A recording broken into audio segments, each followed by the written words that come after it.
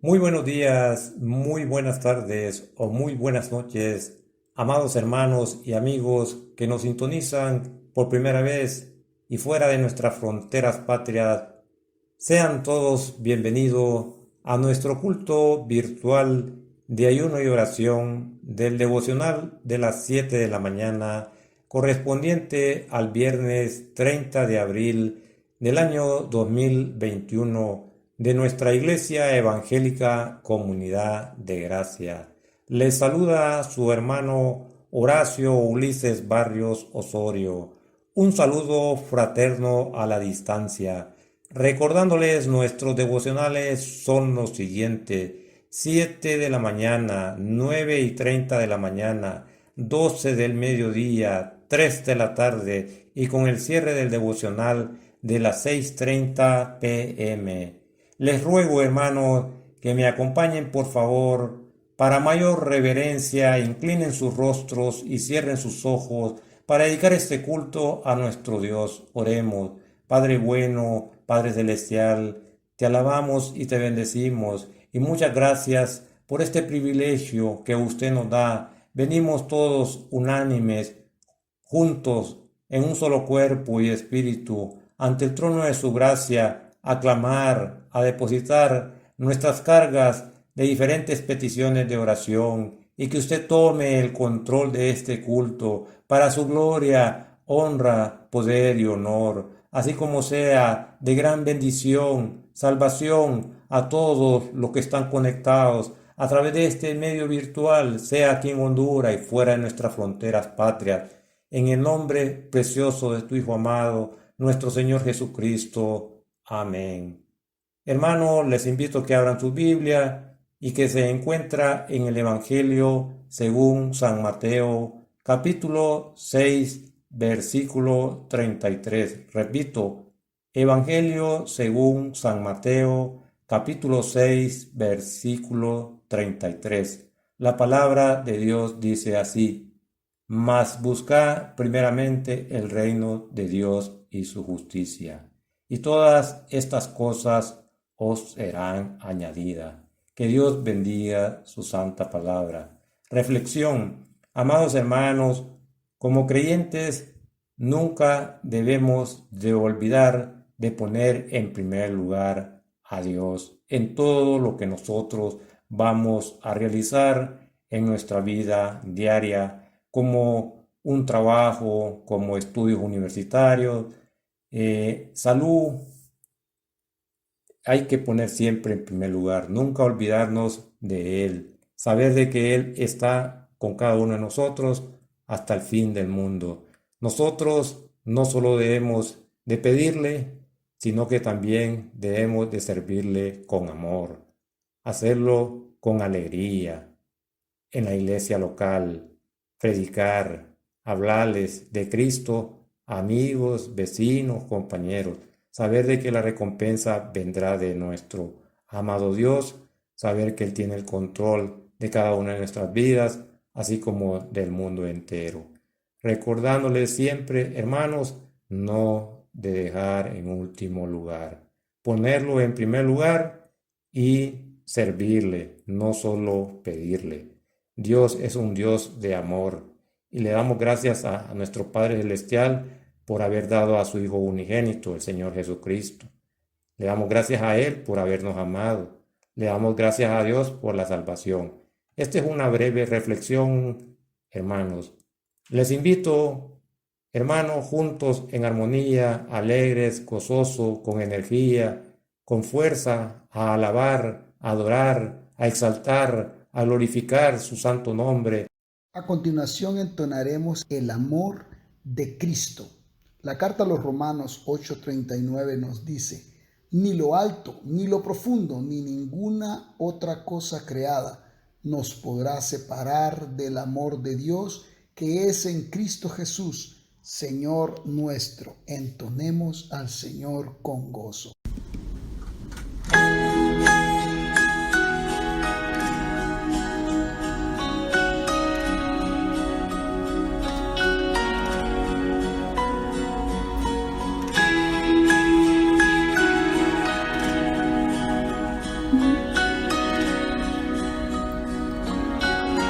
profundo es el amor de Cristo, más que el infierno y la maldad. Dejó su trono y su gloria para traernos hacia Él. Más ancho es el amor de Cristo que el foso que nos separó. Me alcanzó en mis tinieblas, solo en Él hay salvación.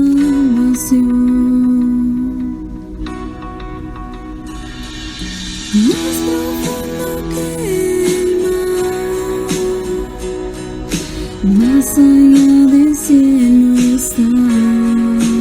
Tu amor me bastará. Más fuerte es el amor de Cristo que mi enemigo más feroz. Me sostiene en la tormenta, las aguas no me cubrirán. Me guiará el amor de Cristo, en el más hondo valle aquí. Me pastoreará por siempre y me guarda junto a Él.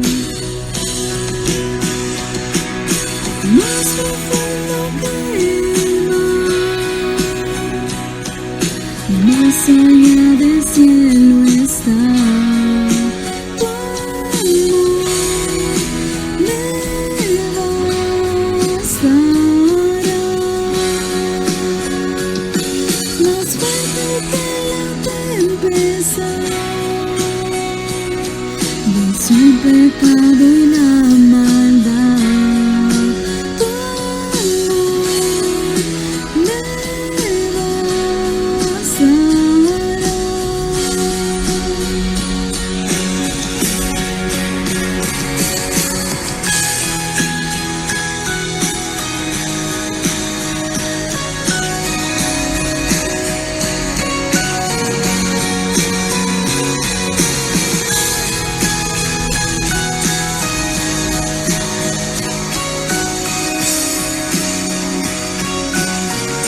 Ese es el amor de Cristo, mientras más cerca estoy del fin. Disfrutaré su amor por siempre, ante su trono estaré. Me llenará el amor de Cristo, a su rostro contemplar. Yo le amaré por siempre, su alabanza cantaré, su alabanza cantaré, su alabanza cantaré, su alabanza cantaré.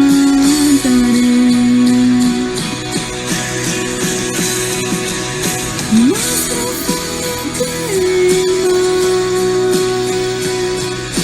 más allá del cielo está. Tu amor me bastará. Más fuerte que la tempestad,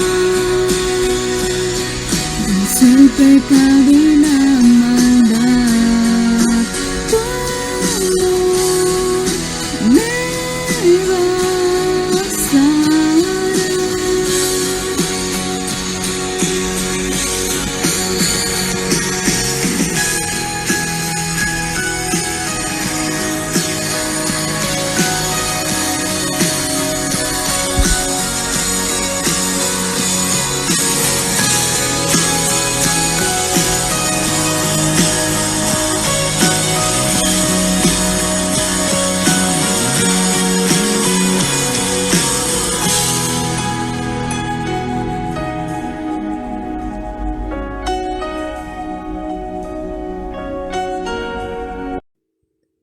Queridos hermanos, ha llegado el momento del estudio de su santa palabra, la Biblia.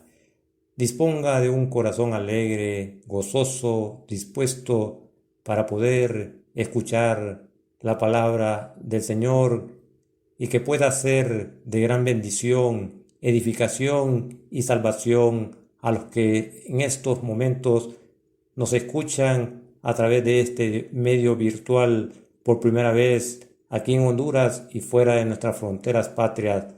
Saber de que el estudio de su santa palabra, la Biblia, Dios nos la dejó revelada para que nosotros la podamos meditar, escuchar, escudriñarla y poder compartir con familiares, amigos, compañeros, vecinos. Con ustedes, el hermano Ángel Ortega. Que Dios les bendiga grandemente. Buenos días, hermanas y hermanos, sean todos bienvenidos. En esta ocasión vamos a meditar en la palabra de Dios allí en Juan capítulo 15, versículo 1. La palabra nos dice: yo soy la vid verdadera, mi Padre es el labrador. El título del tema, yo le tuve a bien decir que se llama Permanecer en Cristo. En la primera parte de su ministerio, el Señor Jesucristo ya había concentrado su atención en Galilea. Viajaba regularmente a la ciudad santa en Judea para celebrar las fiestas religiosas que el pueblo hebreo celebraba por tradición en el transcurso del año. En cada visita que hacía se agravaba ya una tensión que se había iniciado en contra de él y las autoridades religiosas. Los saduceos, por ejemplo, que tenían el control en el templo, y los fariseos que controlaban al pueblo. Sus discípulos observaban con mucho cuidado el incremento de este peligro, y cuando Jesús les anunció que irían a visitar a María y Marta en la aldea de Betania, que quedaba más o menos a unos 3 kilómetros de Jerusalén, Tomás, uno de sus discípulos, se volvió hacia el resto de sus compañeros y les dijo un tanto preocupado: vamos también nosotros para que muramos con él. Muy preocupado. Juan capítulo 11, versículo 16 nos lo dice.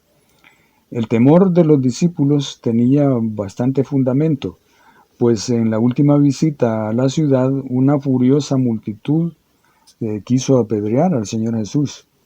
Luego que Jesús resucitó de los muertos a Lázaro, todos conocemos ese caso, aumentó mucho más el número de seguidores del Señor, pero varios amigos de los fariseos vieron su creciente popularidad como una amenaza y un peligro, y fueron corriendo a toda prisa a Jerusalén con la noticia.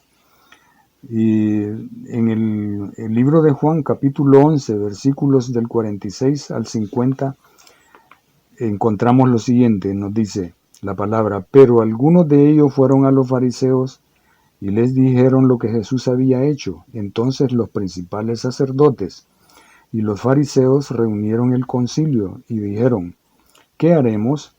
Porque este hombre hace muchas señales. Si le dejamos así, todos creerán en él, y vendrán los romanos y destruirán nuestro lugar santo y nuestra nación. Entonces Caifás, uno de ellos, sumo sacerdote en aquel año, les dijo: vosotros no sabéis nada, ni pensáis que nos conviene que un hombre muera por el pueblo, y no que toda la nación perezca. Y así, de esa forma, se inició el plan para matar al Señor Jesús. Los líderes religiosos no se atrevían a apresarlo en público, porque tenían gran temor a la multitud que seguía a Jesús y se podían sublevar y fueran contra ellos y los atacaran. Las autoridades religiosas, consternadas aún más todavía, cuando el Señor Jesucristo vino a Jerusalén a la celebración de la fiesta de la Pascua, Él, siguiendo su plan, escogió muy a propósito llegar montado sobre un humilde pollino, un borriquito, no solo como un reconocido símbolo de paz, sino que además como una evidente y clara referencia a la profecía mesiánica que encontramos en Zacarías capítulo 9, versículos 9 y 10. La palabra nos dice en esa cita: alégrate mucho, hija de Sión, da voces de júbilo, hija de Jerusalén. He aquí tu rey vendrá a ti, justo y salvador, humilde, y cabalgando sobre un asno, sobre un pollino hijo de asna. Y de Efraín destruiré los carros y los caballos de Jerusalén, y los arcos de guerra serán quebrados, y hablará paz a las naciones, y su señorío será de mar a mar, y desde el río hasta fines de la tierra. Aquí podemos observar que el versículo 9 se refiere a la primera venida del Señor Jesús, y el versículo 10 se refiere a la segunda venida del Señor. Los gobernantes religiosos entendían claramente este mensaje. Este mensaje lo podemos expresar con las siguientes palabras. Dice: vengo en paz, les quiso decir el Señor, vengo en paz como vuestro Mesías, el sacerdote, rey prometido a Israel. Sometan su autoridad a mi persona y demos inicio a edificar el nuevo reino. Pero esto no lo tomaron muy en cuenta. Miles y miles de seguidores del Señor Jesucristo sí respondieron positivamente a su gesto, dándole una bienvenida que solo es ofrecida a la realeza, alineándose todos a lo largo de la vía que conducía a la ciudad, aclamando su nombre y cubriendo el camino con sus mantos y con ramas de palmeras, en tanto que gritaban: ¡Hosana, Hosana! La palabra Hosana, esa exclamación, es una forma griega que significa salva ahora o salva, te rogamos. Era pronunciada en alta voz por las congregaciones en el templo durante las fiestas de la Pascua y los tabernáculos. Era como respuesta al cántico del gran aleluya, que era entonado por un sumo sacerdote, por un sacerdote. Todos los del pueblo hebreo conocían la tradición, y por cientos y cientos de años los judíos habían recitado el Salmo 118, esperando este día. La piedra que desecharon los edificadores ha venido a ser cabeza del ángulo. De parte de Jehová es esto, y es cosa maravillosa para nosotros. Sí, este es el día que hizo Jehová, nos gozaremos y alegraremos en él. Oh Jehová, sálvanos ahora, te ruego, oh Jehová, que nos hagas prosperar ahora. Bendito el que viene en el nombre de Jehová. Desde la casa de Jehová os bendecimos. Jehová es Dios y nos ha dado luz. Atad víctimas con cuerdas a los cuernos del altar. Hasta aquí la cita. Anteriormente y en muchas ocasiones el Señor Jesucristo había adorado en el templo y enseñaba muy afanosamente a quienes estaban dispuestos a escucharlo. Cuando era desafiado por la élite religiosa, él respondía, pero jamás sin comprometer su misión de enseñar y predicar la palabra. Enseñaba contra la corrupción que veía ahí. Incluso desbarató, no solo en una ocasión, el negocio que muchos habían instalado en el sitio. Jesús en esta ocasión vino para reclamar su autoridad sobre el templo. En la semana que siguió a su llegada, Jesús se sentó para enseñar en el templo y rápidamente fue rodeado por un grupo de sus seguidores y al mismo tiempo conspiradores, otros. Le rodeó todo ese grupo para oír una parábola y con sus primeras palabras captó inmediatamente la atención de ellos. Nos lo dice Mateo capítulo 21, versículo 33. Oíd otra parábola. Hubo un hombre, padre de familia, el cual plantó una viña y la cercó de vallado, cavó en ella un lugar, edificó una torre y la arrendó, es decir, la dio en arrendamiento a unos labradores y se fue lejos. Continúa la parábola. La mayoría de las imágenes que había siempre en las enseñanzas del Señor Jesús eran muy conocidas por los judíos del primer siglo. Para nadie era desconocido toda la instrumentalización del lenguaje que usaba el Señor Jesucristo. Era adaptable a todo conocimiento.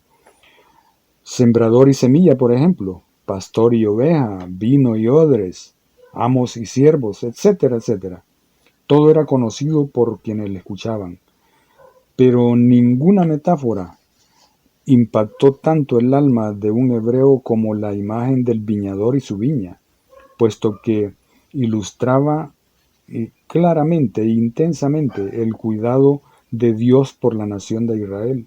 Antes de que Jesús terminara la primera frase de la parábola, sus seguidores y los conspiradores estaban absortos por igual, todos al unísono.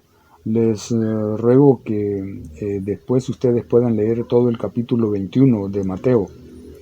Los oficiales del sumo sacerdote y los fariseos se enfadaron mucho cuando alguien de la multitud respondió esta cita bíblica, es decir, el versículo 41 del capítulo 21 de Mateo, que dice: a los malvados los destruirá sin misericordia, y arrendará su viña a otros labradores, quienes le pagarán el fruto a su debido tiempo. Cada año el pueblo hebreo celebraba la Pascua, una fiesta que duraba toda la semana. Se trataba de la celebración de la fiesta de la Pascua y la fiesta de los panes sin levadura. Por casi 2000 años antes habían hecho una pausa anual para conmemorar la celebración, la liberación de Egipto, de todos sus antepasados, y de haberlos llevado Dios a la tierra prometida.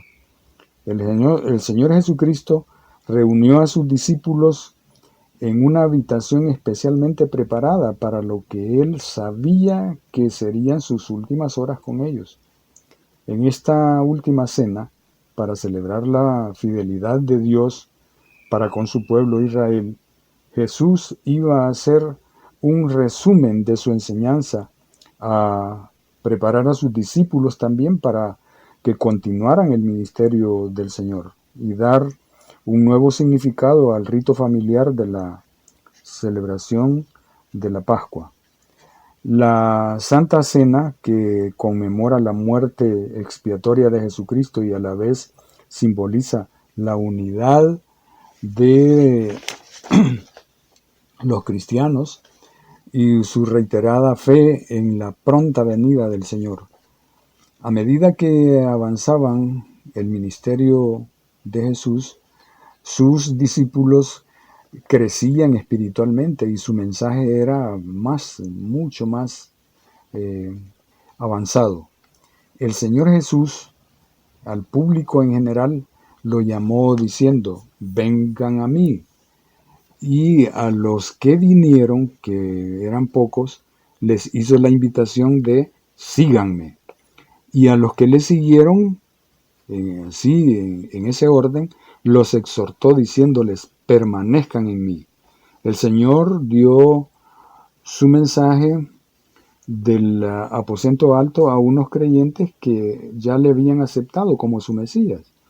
Y la expresión concreta de Dios, también implícita ahí, pero pasó mucho tiempo que todavía no entendían a plenitud o por completo todas las implicaciones de esta verdad. Después de reiterarles el anuncio que ya les había hecho con mucha anterioridad de que él sería azotado, vejado, torturado y muerto por los líderes religiosos de Jerusalén, el Señor Jesús volvió al tema que ya les había referido antes, para ilustrarles así de qué manera, de qué forma sería su relación con los discípulos. Yo soy la vid verdadera y mi Padre es el labrador. Juan 15:1. El propósito de la parábola de Jesús era enseñar a los creyentes cómo vivir como ciudadanos del nuevo reino, al aplicar el concepto que él llamó permanecer. Y la razón por la que Dios había plantado la viña en la tierra prometida, era la razón por la que cualquier persona planta una viña. Y todos entendemos y sabemos a la perfección que es para que dé fruto. Pero Israel había fracasado. De igual forma, muchos cristianos a veces no somos capaces de permanecer en Dios. En consecuencia, no podemos dar ningún fruto. La vida del creyente debe ser una vida que sirva para algo en el reino. Las figuras principales que usó en esta parábola el Señor son la viña, que es Jesús. Yo soy el que soy.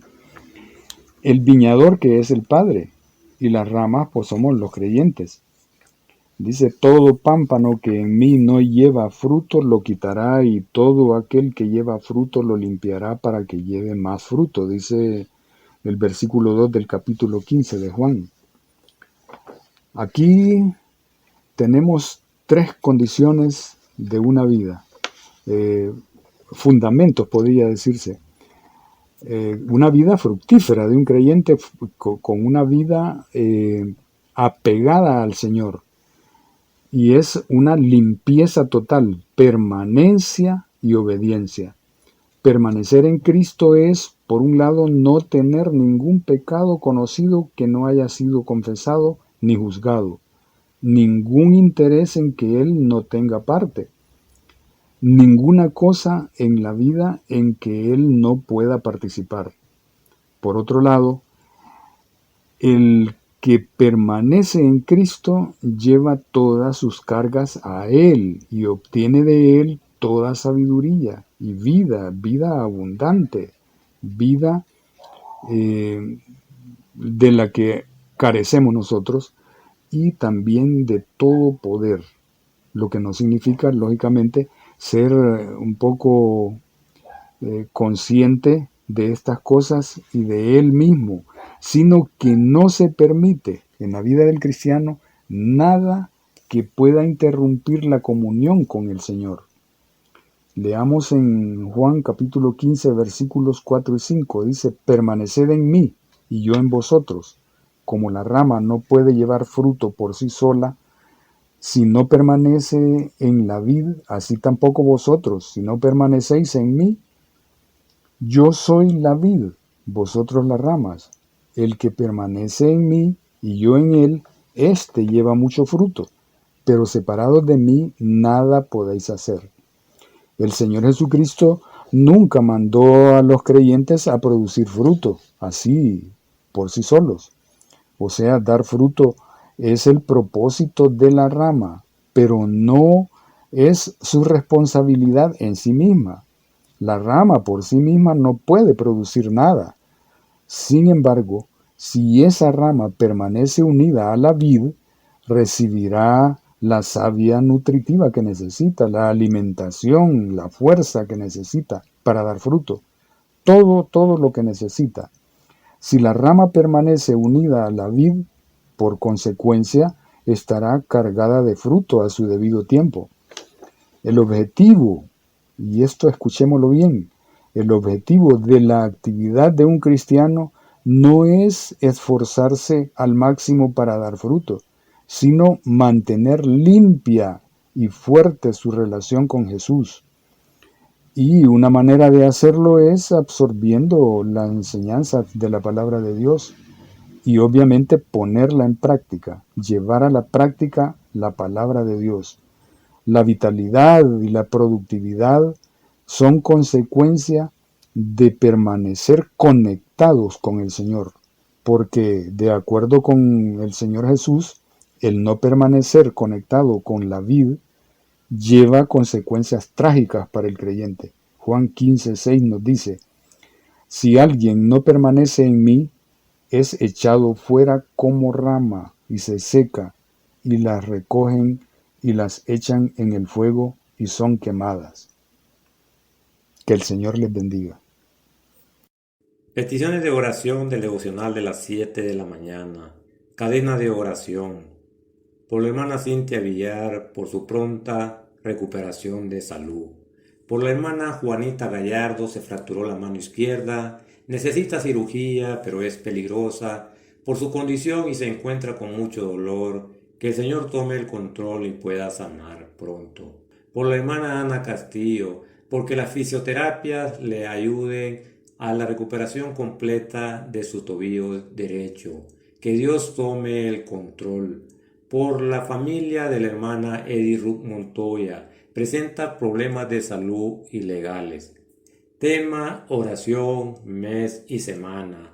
Tema de oración del mes: por una iglesia ganando almas para Cristo. Semana 1: por compasión en nuestros corazones y accionando para alcanzar a los perdidos. Cadena de oración 24 horas.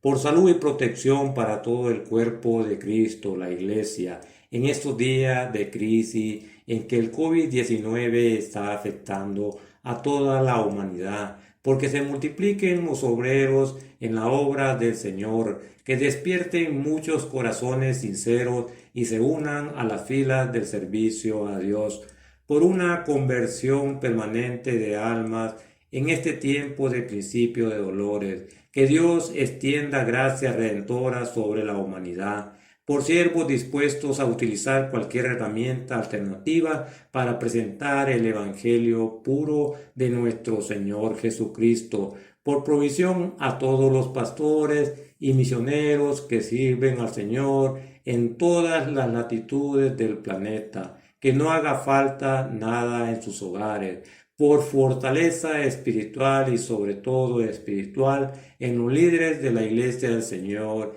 y en cada uno de los que conformamos el cuerpo de Cristo, para no dejarnos abatir por las malas circunstancias, por un avivamiento de la Iglesia, y que todos los que han perdido el rumbo doctrinal vuelvan al genuino Evangelio de nuestro Señor Jesucristo.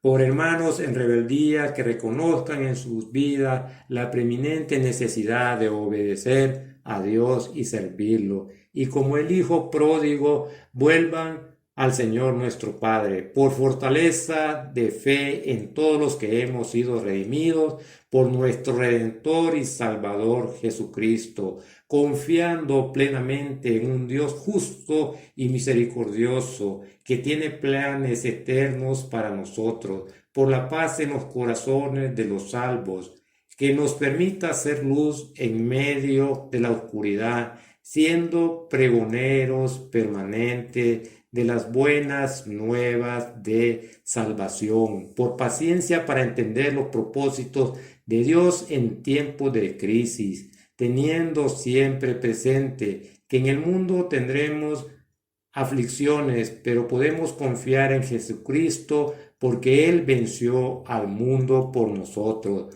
por mansedumbre en todo el pueblo de Dios, que estemos anuentes a someternos a la autoridad de Dios y a la humana, siendo testimonio permanente en la comunidad donde habitamos.